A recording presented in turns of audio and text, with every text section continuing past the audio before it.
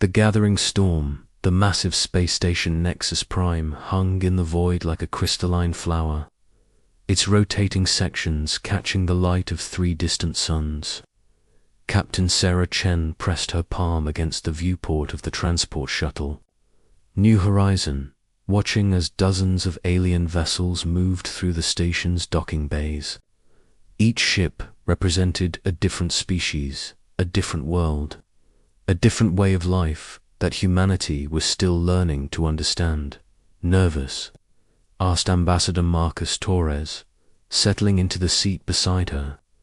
The grey-haired diplomat had been Earth's voice in galactic politics for over a decade, and his weathered face showed the strain of countless negotiations where humanity always seemed to be asking for scraps from the table. Sarah shook her head, though her hand instinctively moved to check the concealed datapad secured to her uniform. Just focused. This summit could change everything for our species. Behind them, Dr. Elena Vasquez looked up from her tablet, where she had been reviewing biological profiles of the various alien species they would encounter. To anyone watching, she appeared to be a simple xenobiologist studying alien cultures. The truth was far more complex. Elena's real job involved monitoring alien communications, analyzing their technology, and reporting back to a shadow organization that officially did not exist. The docking process took nearly an hour. Nexus Prime was home to the Galactic Trade Consortium, a loose alliance of 47 different species that controlled most commerce and resource distribution across 3 spiral arms of the galaxy. Humans had been granted limited membership 5 years ago, but their status remained that of junior partners, who were expected to be grateful for whatever opportunities they were given. The station's interior was a marvel of engineering that accommodated the diverse needs of dozens of different species. Atmospheric zones shifted seamlessly from nitrogen-oxygen mixtures to methane clouds to high-pressure environments that would crush most carbon-based life forms. Gravity fields adjusted automatically, and temperature controls created microclimates that could support everything from crystalline, silicon-based beings to creatures that thrived in near-absolute zero conditions. Sarah and her team made their way through the crowded corridors toward the main conference center. Along the way, they passed representatives from species that had become familiar over the years of human participation in galactic affairs. The Vorthok looked like walking trees with bark-like skin and branches for arms. The Zilani resembled giant butterflies with wings that shifted color based on their emotional state. The Kreks were biomechanical beings that had merged their organic bodies with advanced technology centuries ago. What struck Sarah most was how the aliens looked at humans. There were no hostile glances or obvious signs of aggression. Instead, she saw something worse: dismissive indifference. To most galactic species, humans were useful creatures who could work in dangerous environments and didn't complain too much about poor treatment. They were viewed as hardy but primitive, clever enough to operate simple machinery, but lacking the intellectual capacity for true innovation. The main conference hall was enormous, with seating arranged in concentric circles around multiple speaking platforms. Each species had been assigned areas based on their trading volume and political influence. The hegemony of Sarkoth, an ancient reptilian species that controlled mining rights across hundreds of systems, occupied the inner ring closest to the central platform. The ethereal collective, beings of pure energy who manipulated matter through thought alone, had their own specialized environment suspended above the main floor. Humans had been given 12 seats in the outer ring, between the Mudok fungus colonies, and a species of insectoid traders called the Chitik. It was a not-so-subtle reminder of humanity's place in the galactic hierarchy. Ambassador Torres took his place at the designated human section, while Sarah and Alina found seats in the observation area. Around them, hundreds of beings representing the most advanced civilizations in the galaxy settled in for what promised to be a historic summit. The agenda was simple but potentially devastating for human interests: the establishment of new regulations governing primitive species integration and resource allocation optimization. The session began with remarks from Chancellor Vorthok of the Sarkoth hegemony, the ancient reptilian being stood nearly 3 meters tall, his scales shifting from deep green to golden yellow as he spoke. His voice carried the authority of a species that had been spacefaring for over 10,000 years. Fellow beings of the consortium, Vorthok began, his words translated instantly by neural interface technology. We gather today to address growing concerns about the uncontrolled expansion of younger species into territories that require careful management and oversight. Sarah felt her jaw tighten. She knew where this was heading. Recent reports indicate that certain newcomer species have been establishing unauthorized colonies in resource-rich systems without proper environmental impact assessments or cultural sensitivity protocols. While we appreciate the enthusiasm of these younger civilizations to explore and expand, their actions threaten the delicate balance that has maintained galactic peace for millennia. A Zilani representative named Chrysalis fluttered her iridescent wings, which had turned a deep purple, indicating strong agreement.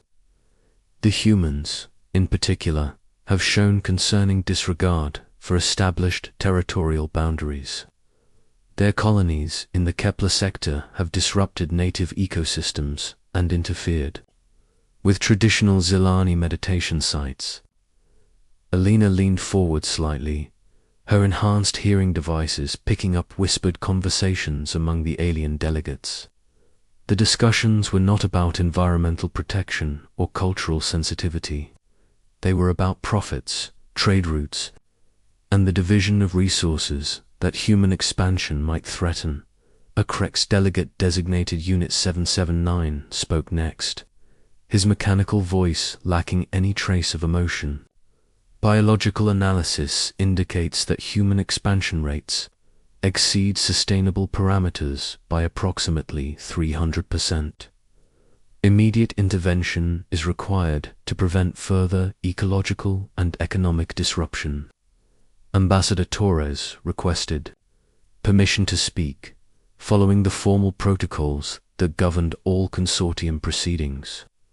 Chancellor Vorthok granted the request with obvious reluctance. Honored delegates, Torres began, rising from his seat in the outer ring. Humanity appreciates the consortium's concern for responsible expansion. However, I must respectfully point out that human colonies have consistently met or exceeded all environmental standards established by the consortium. Our expansion has been careful, measured, and conducted with full respect for existing territorial claims. A sound that the translation system interpreted as laughter rippled through the assembly. The noise came from dozens of different species, each expressing amusement in their own unique way. To them, the sight of a human attempting to defend his species' actions was apparently hilarious. Chancellor Vorthok's scales shifted to a dismissive orange color. Ambassador Torres, your species' intentions may be admirable, but your capabilities remain limited. Humans lack the technological sophistication and cultural maturity necessary for unsupervised expansion into sensitive regions. The real blow came from an unexpected source. High Counselor Zephyx of the Ethereal Collective rarely participated in physical realm discussions, but when she did speak, her words carried enormous weight. Her energy form pulsed with patterns that the translation system rendered as barely controlled contempt. The human question has been thoroughly analyzed, Zephyx announced. Their biological adaptability makes them useful for certain types of manual labor, but their aggressive tendencies and limited cognitive capacity pose risks to galactic stability. We propose the following solution: immediate cessation of human colonial expansion, relocation of existing outer rim settlements to designated reservation worlds, and formal classification of humanity as a Class C service species. Sarah felt the blood drain from her face. Class C service species were essentially galactic pets. They were allowed to exist under alien supervision, but had no rights to independent expansion, technological development, or political representation. It was slavery with a bureaucratic name. The vote was swift and decisive. 39 species voted in favor of the proposal, with only 6 abstentions and 2 votes against.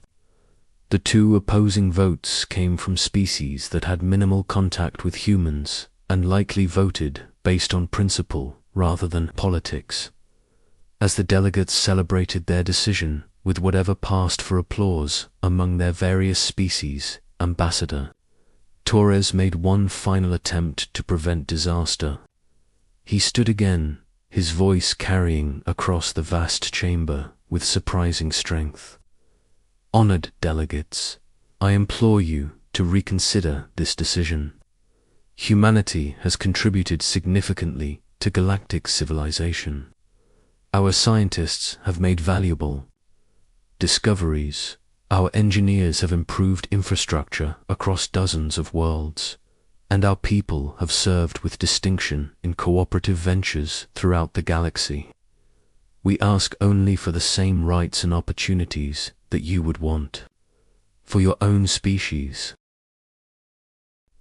Chancellor Vorthek's response was swift and final. Ambassador Torres, your species has exactly 30 galactic standard days to begin compliance with the new regulations. Failure to do so will result in economic sanctions and, if necessary, military intervention to ensure the safety and stability of established galactic civilization. The session ended with ceremonial phrases about cooperation and mutual prosperity, but Sarah barely heard the words. She was focused on the small device in her pocket that had begun vibrating with an incoming priority message. Alina, sitting beside her, showed no outward reaction, but Sarah noticed her colleague's fingers tapping a complex pattern against her tablet, a silent code that meant the situation had escalated beyond diplomatic solutions as the delegates began filing out of the chamber. Sarah discreetly checked her device. The message was brief and encrypted, but its meaning was crystal clear.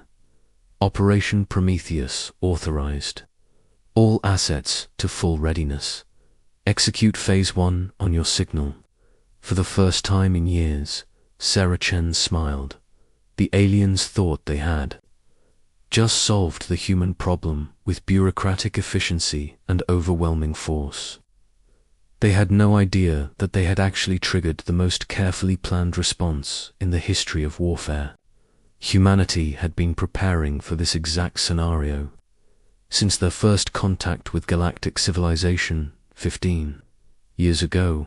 Every human colony that the aliens wanted to relocate was actually a heavily fortified military base disguised as a civilian settlement.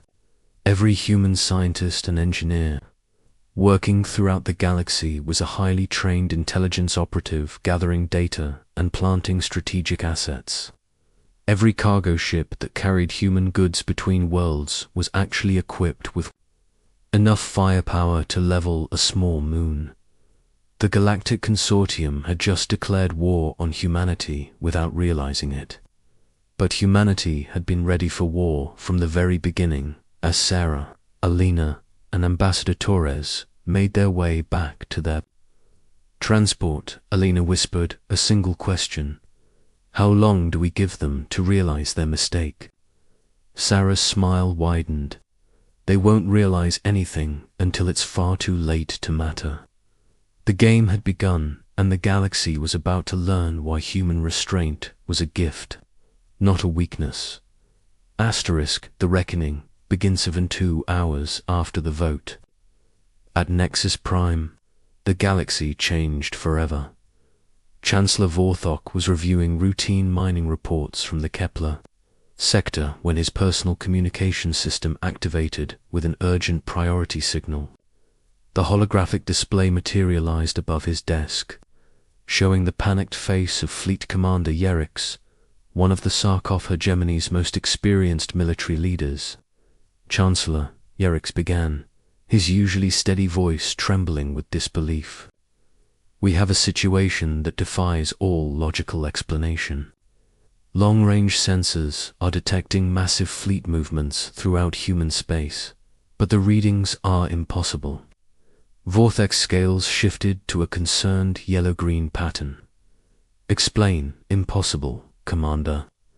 "Sir, we're tracking over 3,000 combat vessels that appeared simultaneously across 17 different star systems. These ships are using energy signatures we've never encountered before, and their size classifications suggest dreadnought-class vessels or larger. The problem is that human space was empty 6 hours ago. We had complete sensor coverage of every human colony and installation." The Chancellor's scales darkened to deep red, a color associated with extreme alarm among his species. "Show me the tactical display." The hologram expanded to show a three-dimensional map of local galactic space. Red dots indicated Sarkov military positions, blue represented other consortium species, and what should have been a few scattered green dots for human settlements had been replaced by vast formations of green markers spreading across dozens of star systems. "This must be a sensor error," Vorthok said, though his voice lacked conviction. "Humans don't have the industrial capacity to build a fleet of that size. Their entire species numbers less than 50 billion individuals across all their worlds." "Commander," Yerix manipulated the display, zooming in on specific formations. "That's what we thought, sir. But we've confirmed the readings through multiple sensor networks. Furthermore, we're receiving similar reports from Zilani Space, Krex territories, and even the outer regions of ethereal collective domains. The humans appear to have deployed forces throughout the entire galaxy simultaneously." Before Vorthok could respond, his communication system activated again.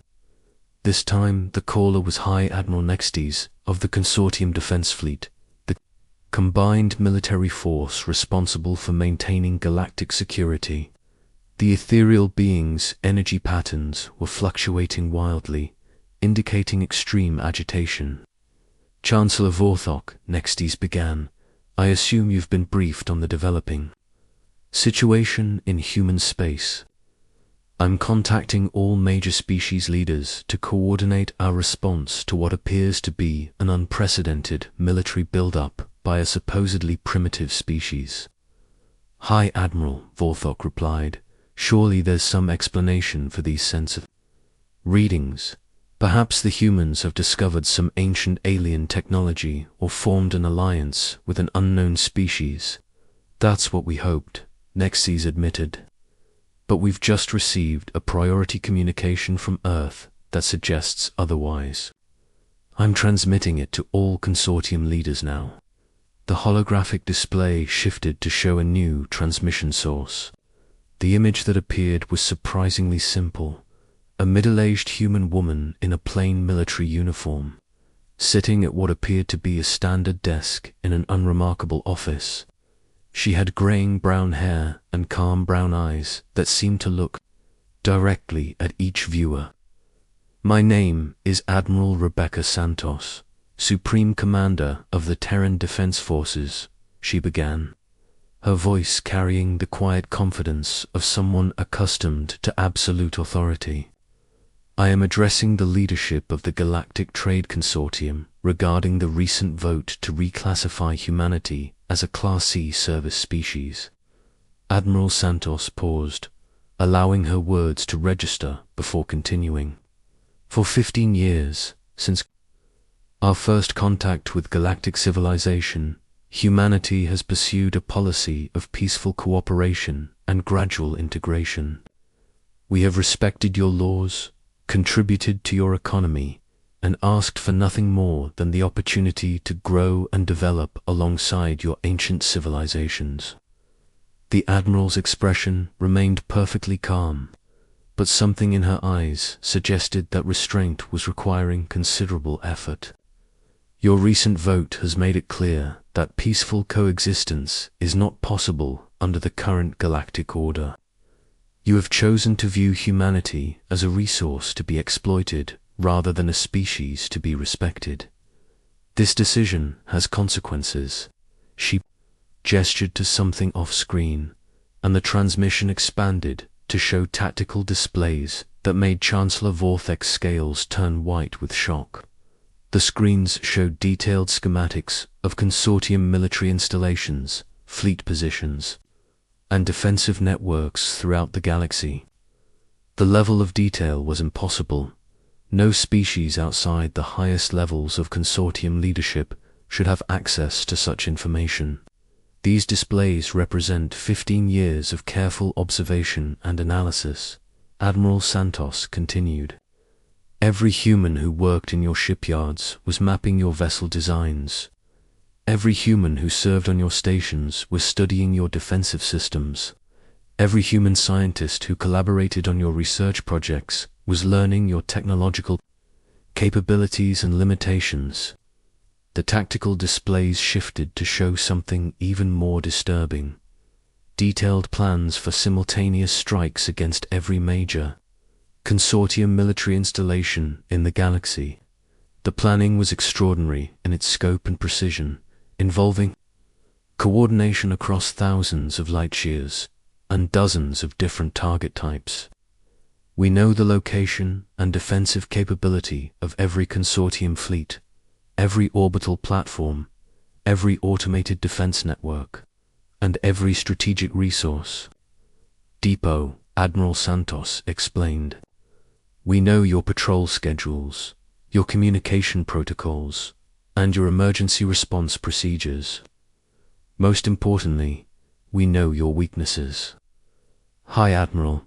Nextes interrupted the transmission with an urgent communication to all consortium leaders. This is clearly a bluff designed to prevent military action against human colonies. No species could gather this level of intelligence without our knowledge, and no primitive civilization could coordinate a galactic-scale military operation. Admiral Santos smiled, as if she had heard the comment. I understand your skepticism. Hi, Admiral Nexes. Allow me to provide a demonstration. The transmission cut out, leaving the various alien leaders staring at empty holographic displays. For several minutes, nothing happened. Then, simultaneously, across the galaxy, every major consortium communication network experienced complete system failure. Chancellor Vorthok watched in growing horror as his command center lost contact with military installations, civilian authorities, and even basic interstellar communication relays. The Sarkoth hegemony, which had maintained instantaneous communication across its territory for over 1,000 years, was suddenly deaf and blind. Sir, Commander Yerix reported from the tactical center, was showing total communication blackout across all consortium space. Every species is affected. Even the quantum entanglement networks are down. How is that possible? Vorthok demanded. Those systems are completely isolated and use technology that humans couldn't possibly understand. His question was answered when the communication systems suddenly restored themselves. Admiral Santos reappeared on the holographic display, but this time she was accompanied by additional figures. To her right stood Captain Sarah Chen, the military Attach, who had been present at Nexus Prime. To her left was Dr. Elena Vasquez, the supposed xenobiologist who had been studying alien cultures for years. The communication blackout was caused by quantum viruses that human operatives have been placing in your networks for over a decade, Dr. Vasquez explained. Every piece of technology that humans have worked on or near contains dormant programs that we can activate remotely. This includes your defense systems, your spacecraft, and your life support networks. The implications of her statement were staggering. Humans had been trusted with access to critical systems throughout consortium space, working as technicians, engineers, and scientists on projects across hundreds of worlds.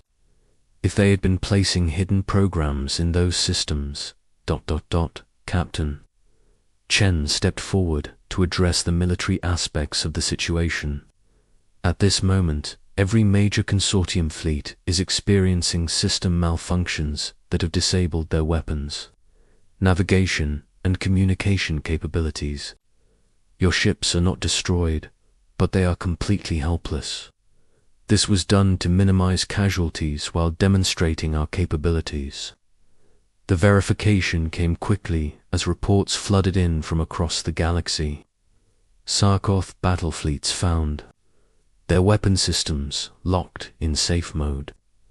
Solani exploration vessels discovered their navigation computers had been replaced with children's games.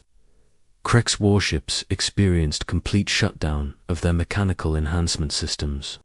Even the Ethereal Collective found their energy manipulation technology responding to commands in what their translators identified as human languages. "This is impossible," High Admiral Nextus protested through the restored communication system.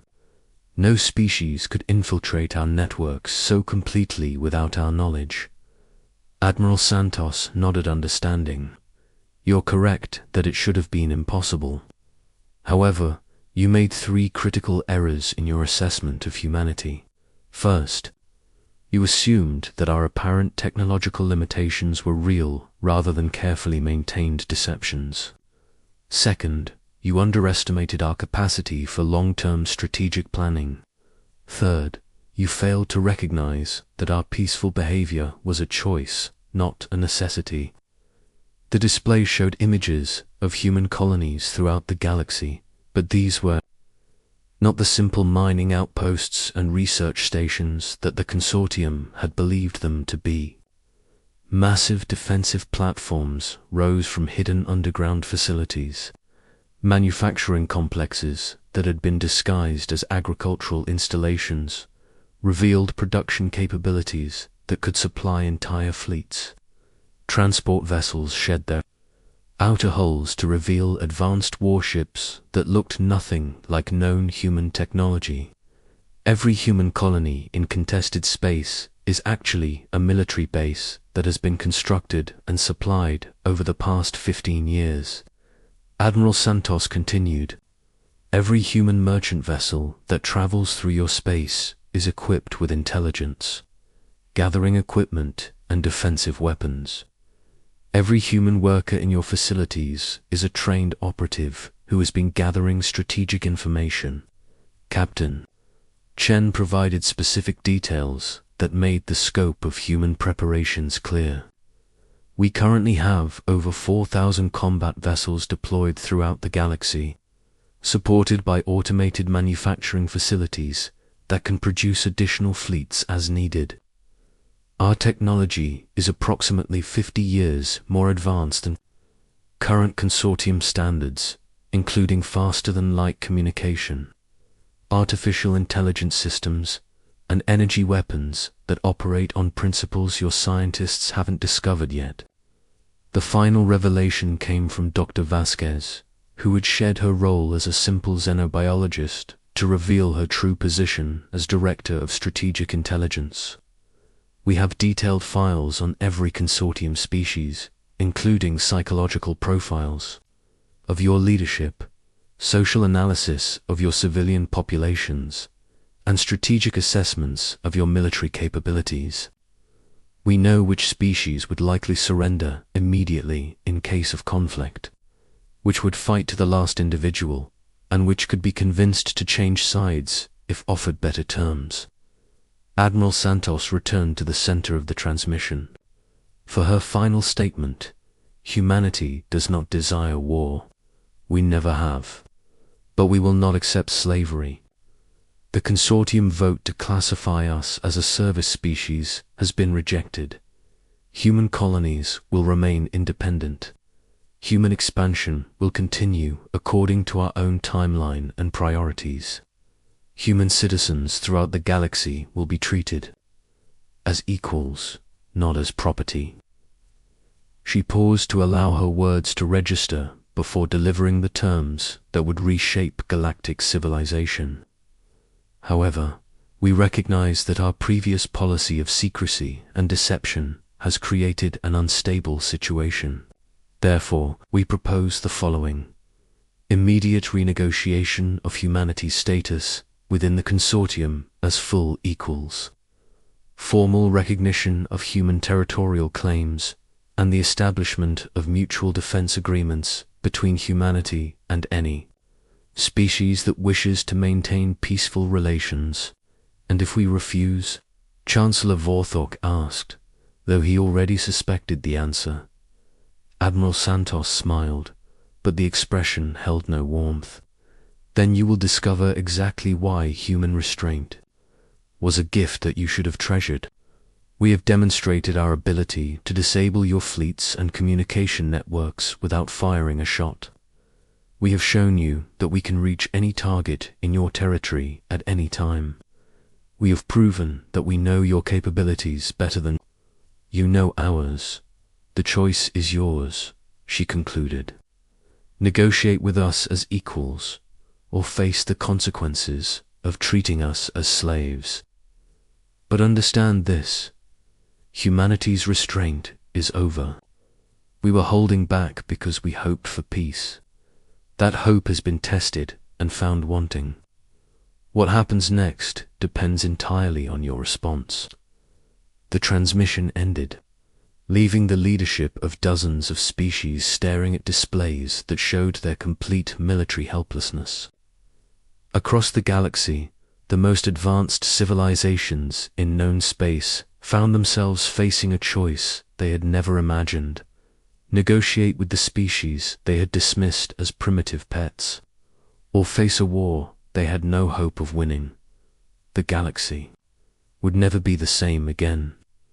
And for the first time in 15 years, humanity was no longer asking for permission to exist as equals among the stars. They were demanding it, backed by power that no one had suspected they possessed. The age of human restraint was over. The age of human respect had begun. Asterisk.